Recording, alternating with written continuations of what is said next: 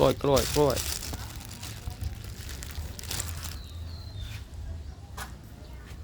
ให้กล้วยแล้วไม่กินเลยเนาะมีแล้วกล้วยอ่ะเอาแอปเปิ้ลไปนี่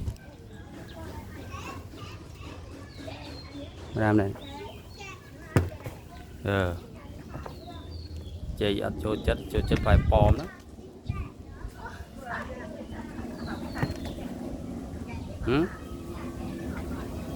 ไม่แดกอะไรสักอย่างเลย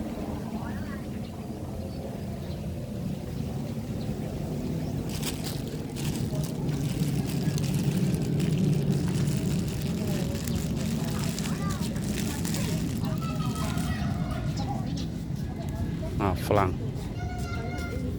เจก็ไม่กินฝรั่งก็ไม่กินแอปเปิ้ลก็ไม่กินกล้วยโอ้ยถูกใจกินฝรั่ง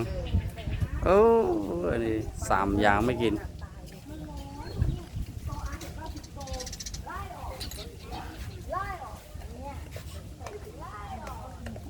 กรบร้อนเจ๊เอาเจ๊กลมสีปลายปองกลมสีตะไบต้องใส่ตลอดเอา